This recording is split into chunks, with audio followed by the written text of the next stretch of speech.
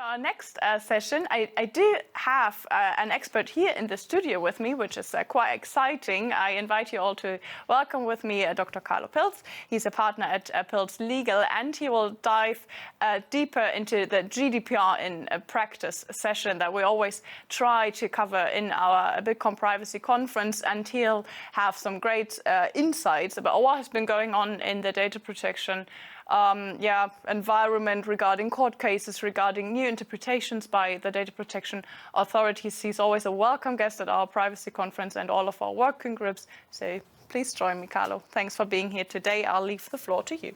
Thank you, Rebecca. And thank you for the nice introduction and the kind words. Hello to everyone online here from Berlin. I think we have half an hour. For the topic of GDPR in practice, what's hot, what's not. And while I was thinking about the topic, what's hot, what's not, apparently I decided to only present to you today what's hot and not what's not. General topics where I wanted to give you some information what's going on in the GDPR data protection sphere. I found something very, very nice in the current annual report of the DPA of Saxony, which somehow summarizes how many of us feel when we have to apply GDPR in practice. And the DPA said the formation of data protection law is far from complete as far as the GDPR and the interpretation of the norms are concerned, not to mention a current Europe-wide application of the provisions. And I assume that many of you, as well as I, face this situation in practice. So I think what we have to keep in mind is that even after years after GDPR came into force and applied, we are still struggling in practice. I think it's okay that we're struggling, but we have to face the fact that we are still struggling in practice. And today I will try to highlight some of these struggles. First general topic I want to bring to your attention. I mean, I suppose many of you, of course, already took note of that decision of the European Court of Justice this year, which concerned the interpretation of personal data, but not only personal data, also special categories of personal data in accordance with Article 9.1 of the GDPR. And, from my perspective, perhaps some were surprised by this decision where the court interpreted the notion of sensitive data and personal data in a very broad manner. And perhaps some colleagues and also myself, we hoped that he would not go that far, but from my perspective, he did. So what he said, I copied here some of the reasoning of the European Court of Justice. But in essence, what he said is that not only information which directly reveals, for example, health data, information about sexual orientation, etc., which is in Article 9.1, not only this direct identifiable personal data revealing this special information would be considered special categories of personal data, but also personal data which from the information you would be able to deduce by further reasoning, by further operation in your mind that, for example, a person is of a distinctive sexual orientation, or you can deduce from the information that someone is married to another person, may it be male or female. You could deduce, okay, the sexual orientation of that person. And the European Court of Justice basically said, well, already this information, not directly linking to the sensitive data, but giving the possibility for me as the data controller to link to information about sensitive data, that would already be considered sensitive data under GDPR. So a very broad application, which in practice for us means that we now basically always have to keep an eye even more, not only that may it be personal data or not, but even more, may it be sensitive data. And then Article 9.1 and only the exceptions under Article 9.2 would apply.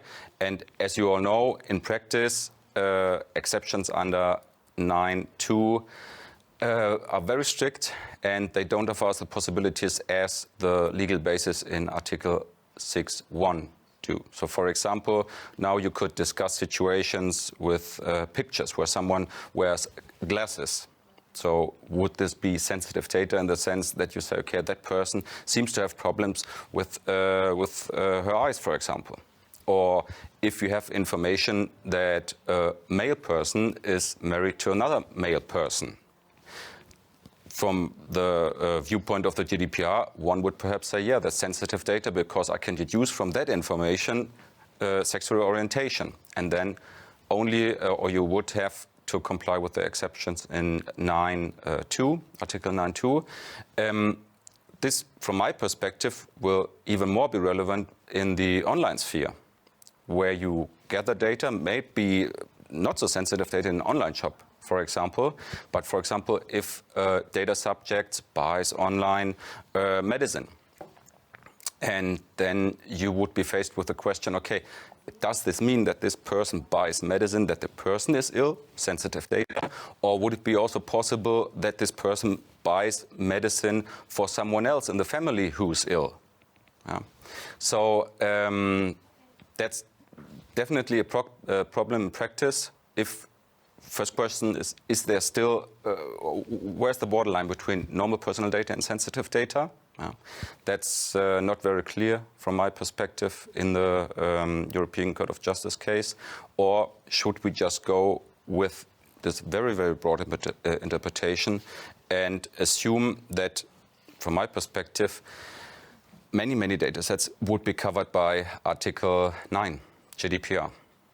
We will have to see how this evolves, also perhaps with enforcement actions from the DPAs, but this is definitely something to keep in mind in practice. Second court decision I want to highlight is the question regarding personal data or not when it comes to the online sphere, to, if you will, tracking, to technical information. Many of you may have heard that at the beginning of September, the known IAB case regarding the TCF consent system was now referred to the ECJ by the Belgian court with several questions regarding GDPR interpretation, and I just want to highlight some questions here on the slide. So one question is, when could you assume that personal data exists in the online sphere with regard to such a TCF string, with regard to technical data, if you will? So the ECJ will have to answer the question, if we have, they say, a string of characters in a machine-readable way, which entails interests of users' personal data, constitutes personal data in relation to, and then they differentiate between two possibilities, that the sector organization behind TCF makes a standard available and prescribes in which way the string has to be generated, stored, and practically and technically, and the parties in the background using the string who have implemented the standard on their website should also this kind of data be regarded personal data for them. So at which party are we looking here? That's basically the question with regard to the TCF string. This will be relevant. Another relevant question for us in practice is also the question of controllership in this chain of involved players. Who is the controller? Who is possibly the joint controller in the online sphere when we are talking about the TCF consent string and handing over the string, using that string? Are they all joint controllers, or where do we draw the borderline where controllership of one party ends and of the other party starts? This will be very interesting to see how the ECJ decides in this case. Another information I just want to give you under the general topic is with regard to technical and organizational measures, so the protection of personal data. I want to highlight one German decision from this year. This court decision did not or was not based on GDPR interpretation, especially not on Article 32. But from my perspective, it is still good information, a good resource if you're thinking about, okay, what couldn't be considered the current state of the art to protect personal data, as already Article 32 prescribes and refers to state of the art measures. And here the High Regional Court was faced with the question if for the protection of trade secrets and company secrets, what measures a company has to implement to be awarded with protection by the German law. And I think it's very relevant also for us in the data protection sphere to have a look what the court here said with regard to common protective measures. So what are these common protective measures, like passwords, firewalls, authorization concepts, access role concepts, etc. That's one thing the court was referring to. And of course, the court was also referring to, because it concerned a situation where they had to look at email conversations and had to consider how content of emails and attachment to emails should have to be protected. And from the viewpoint of the court, end-to-end encryption is only recommended if the data is a very high protection value. So basically, you can deduce from that decision that the end-to-end encryption would, from this court perspective, not be state-of-the-art, at least for, let's say, in our sphere, normal personal data. As you may know, this is also commonly discussed and debated, what kind of standard with regard to encryption we should implement, or controllers are required to implement under GDPR. And this could be a useful resource for you if you're faced with a question with regard to state-of-the-art protection measures for personal data. Next topic I want to shed some light on is the question of the legal basis, lawful basis of data processing. I just wanted to highlight some information decisions given by data protection authorities, mainly in their annual reports and opinions in these annual reports. First one is with regard to call recordings of customers when they are calling, for example, customer care, service center, wherever. And then the question arises if the controller is allowed to record this call. Just one example here from Rhineland-Palatinate in the south of Germany, call recording only with unambiguous consent of the data subject, so no opt-out solution. So from the viewpoint of that authority, you would not be allowed under GDPR to, as a preset, record the call and just give the possibility to opt out. No, you would have to receive consent prior to recording. Also with regard to calls, but not with recording the calls, but the content of the calls, from the Berlin DPA, service calls cannot be combined with asking for advertising consents. The Berlin DPA decided and looked at an issue where a company called their customers and talked about the contract. They were already customers, talked about the contract and if they're fine with the product. And in the end of the same call, they asked the customer if they would be fine to receive in the future further marketing calls for other products, etc. And there the Berlin DPA was quite restrictive and said that's not allowed. You would have to gain prior consent, because from their point of view it was a marketing call, although the call was from purpose-wise mixed with service, contractual services, and asking for advertisement consent. Using dark patterns precludes consent from the DPA in Brandenburg. Many of you know that, especially in Germany, since the new law for tracking in December came into force here last year. We are very much debating how CMPs, consent banners, should look like. And the Data Protection Authority of Brandenburg also talked about this issue, how the first layer should look like and should be designed. And from their point of view, although, of course, the word dark patterns isn't mentioned in the GDPR, so there's no articles where dark patterns are not allowed, from their point of view, and they're making up examples, dark patterns, especially also nudging users, would not be possible if you would like to receive valid consent. With regard to consent, always relevant in practice, that the controller has to prove that he receives consent and received consent in the past. So the proof of consent is always a question. And the DPA of North Rhine-Westphalia, they took a look at the question how this proof of the consent should be available to the controller, and they said proof of consent must be available at all times for every single user. So quite a restrictive interpretation. From their point of view, should not be possible to prove that certain process of receiving consent is implemented, but they referred to the consent, to the declaration and the content of the consent as such, and they said this has to be proven by the controller for every single user.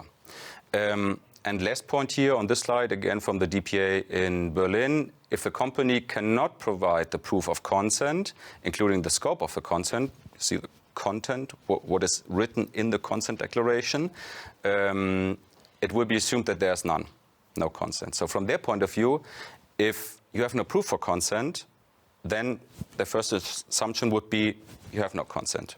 There has never been any consent in the past. So proof of consent, as you see from the viewpoint of the data protection authorities, is very relevant. Of course, under GDPR, controllers are obliged to prove that consent exists. And the question in practice is always how detailed this proof has to be. Another very relevant aspect for us in practice, not always the most funny aspect in practice, I assume, for all of you, is the right of access, Article 15, GDPR. And I just summarized some interpretations by courts, and also interpretations and opinions from DPAs, not only in Germany, also in the European Union, what they said in the past months, perhaps the past year, about the right of access. So first one is the European Court of Justice, but not a decision by the court itself, but the opinion by the Advocate General. So the European Court of Justice still has to decide in this case. But as you know, opinions from the Advocates General are normally also to a large extent transposed into the reasoning of the decisions by the courts. The Advocate General said that the terms recipients and categories of recipients, that's one of the relevant information the controller has to give under Article 15, are used in succession in a neutral way without any order of priority between those terms. The question here is if you, as a controller, are obliged to really in detail put in your answer to the data subject request the recipients, which would be another controller and a processor, a data processor, or if you would have the possibility, perhaps in accordance with the wording of Article 15, to only inform about the categories of recipients. From the viewpoint of the Advocate General, strict interpretation, controllers normally are obliged to inform about the specific recipients of personal data. Another point in the reasoning from the Advocate General, he said that the very structure of Article 15 tends to favor interpretation of the provision in question as meaning that it is for the data subject to choose between two alternatives. Now, there is a discussion also in legal literature if it is perhaps for the controller to choose and to decide if he will inform about the recipients or only the categories of recipients. Viewpoint of the Advocate General, no, not for the controller, only for the data subject. And normally the controller has to inform about the specific recipients. So in practice, you should all, or your clients should all have a look at their, of course, very detailed and 100% completed records of processing activities, because in there you all will find the specific recipient's personal data flows to. Of course, with a little bit of ironic undertone, we all know that in practice it might not be that easy to always, at a certain point in time, give a very detailed answer on who the specific recipients are.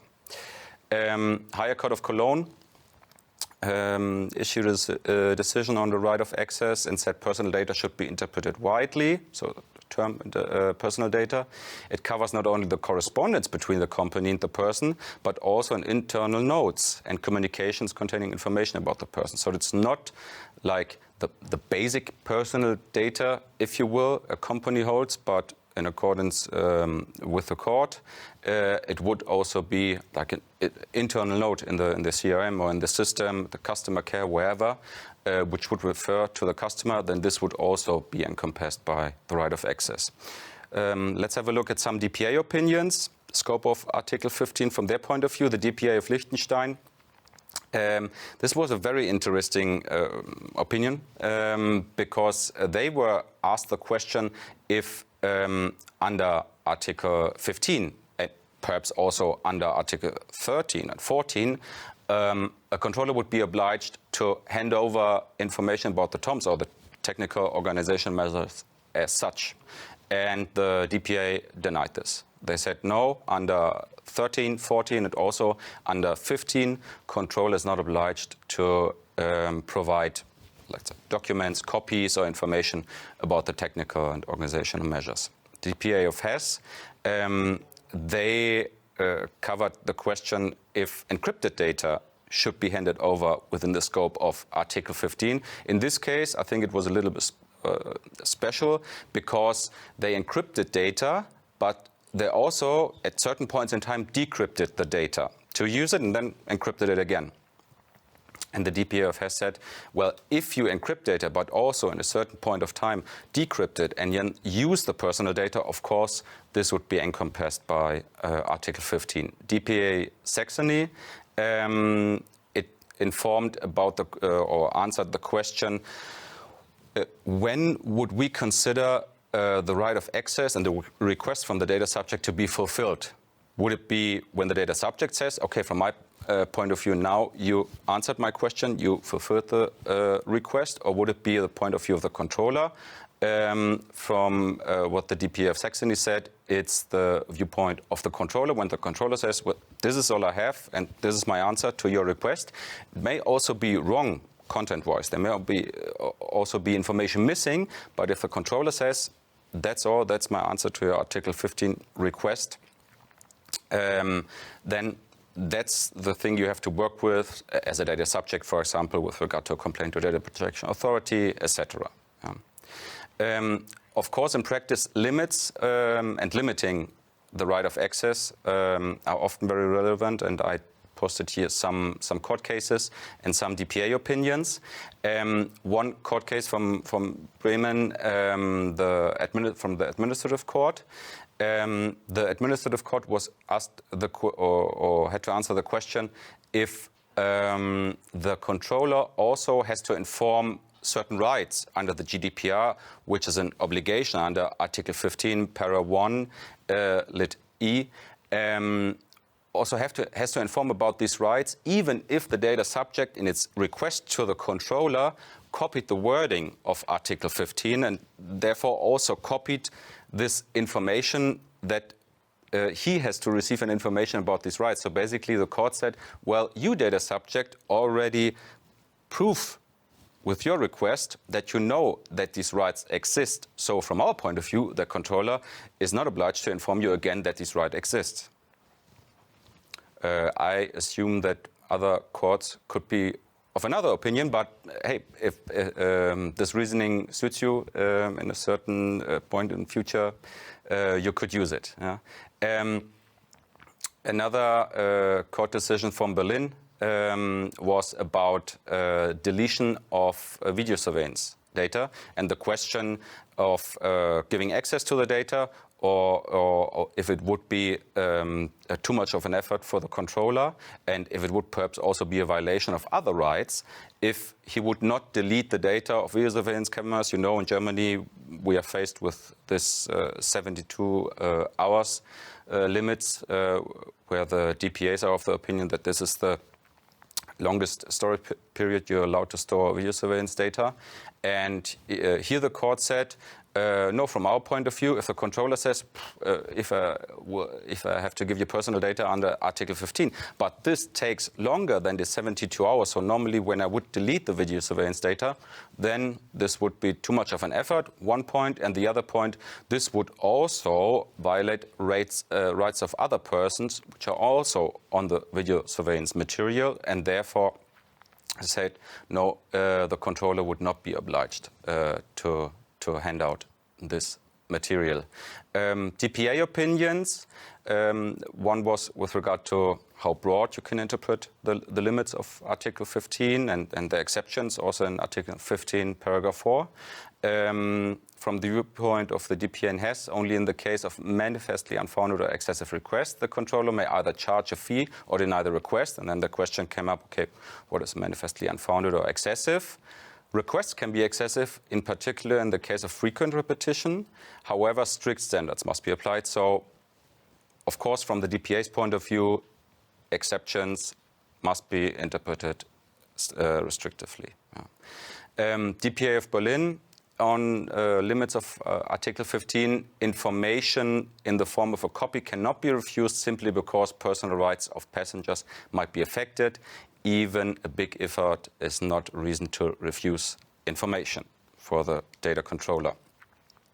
The Administrative Court of Düsseldorf answered the question if one employee might receive personal data of former colleagues if this personal data would be the content of employee interviews in the past. So it was an internal conflict between employees, and one employee was asked, okay, what do you think about the other? What did the other do? And then the former employee asked the former employer, the controller, to hand out this employee interview and the minutes from the employee interview, and the court in this case said no.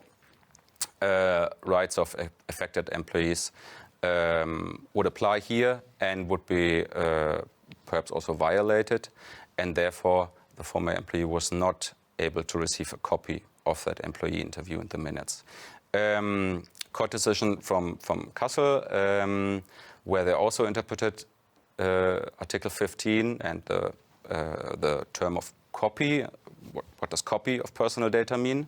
From the viewpoint of the court in this case, they said it's not the office-style structured processing of the policyholder's documents for him by the insurer. It was an insurance case where the controller was an insurance company with the aim of subsequently enabling the policyholder to assert pecuniary claims.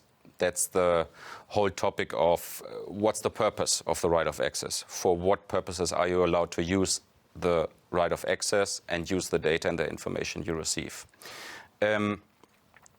On the right, you will again see two other DPA opinions on this issue. One interesting question I also know from practice is that perhaps data subjects will confront data controllers and say, yeah, you have to inform us about also personal data you processed in the past about us, and you perhaps don't store anymore. DPA said here, no, that's not encompassed by Article 15.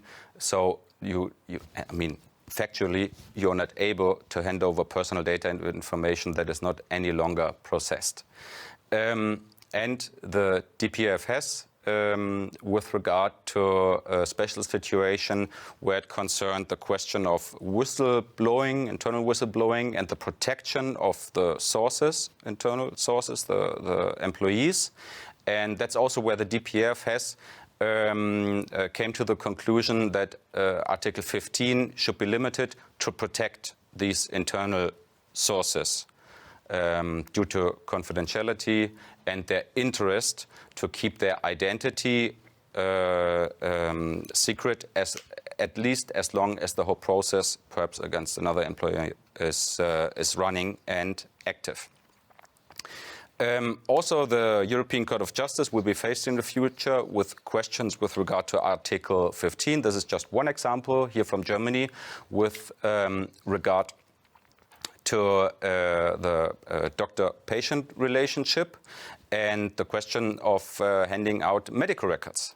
And the question if the whole medical record has to be handed over under Article 15. And also, the German court asked the question if the controller has to hand over the medical record for free, because under German law, under civil law, we have a certain section, especially for handing out medical records.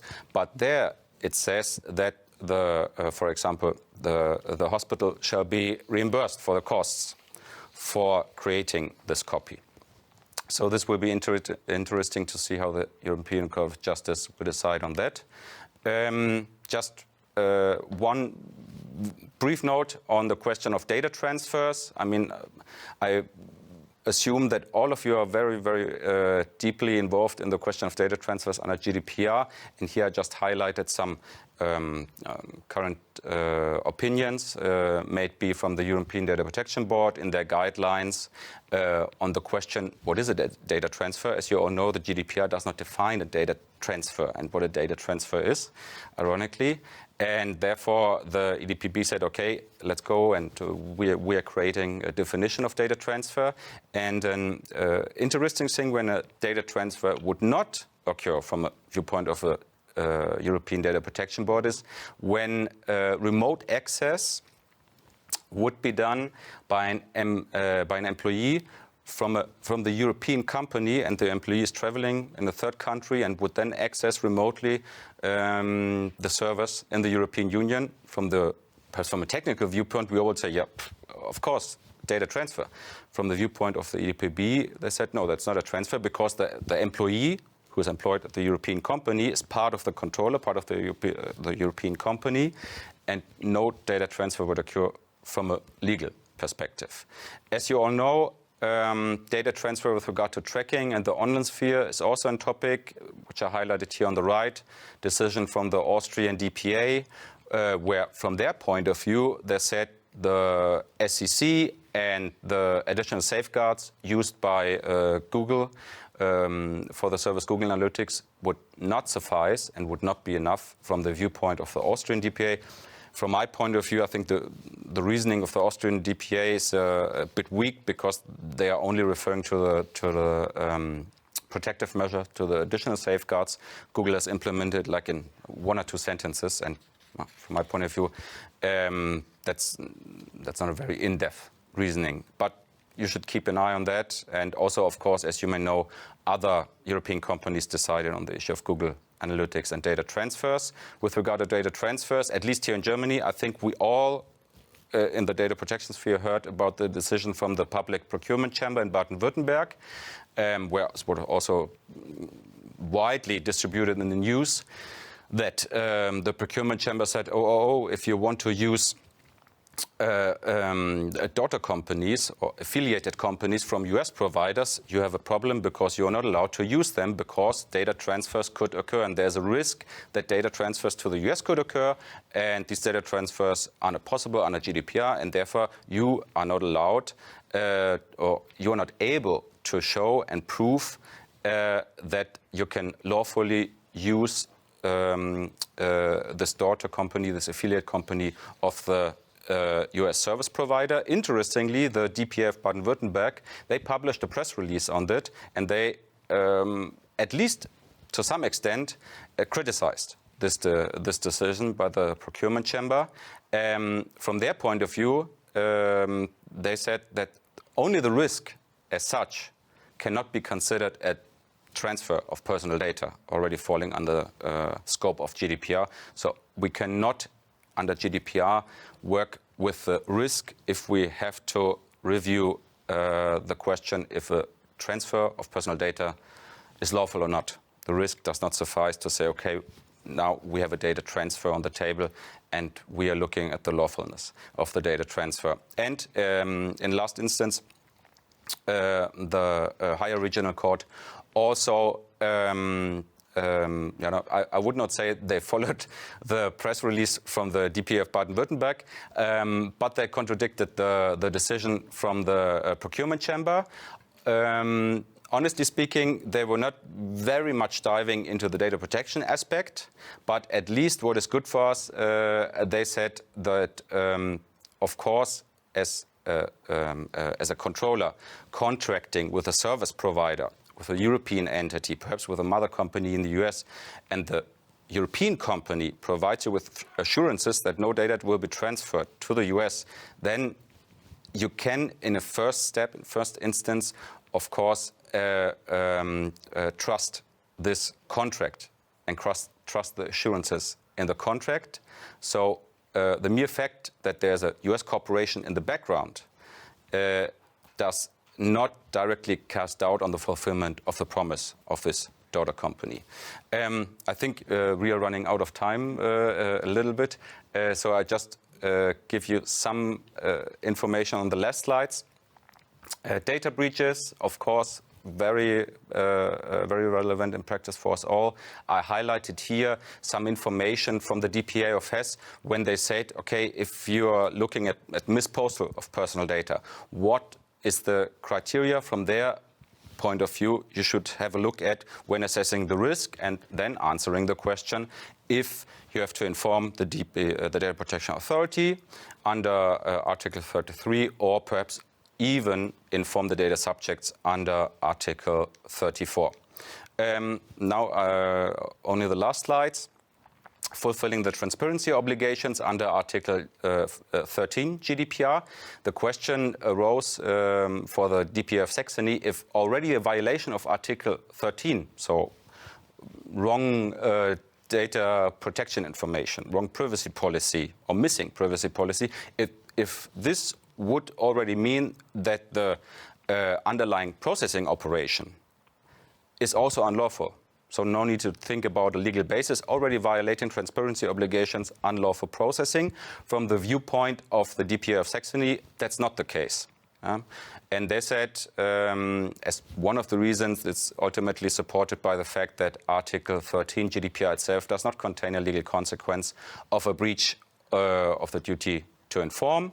And from my point of view, this is just a very nice excerpt from the activity report from the DPA, also perhaps to calm us a little bit in practice and to also see that even the DPAs, they see the problems of implementing and even more 100% implementing GDPR in practice.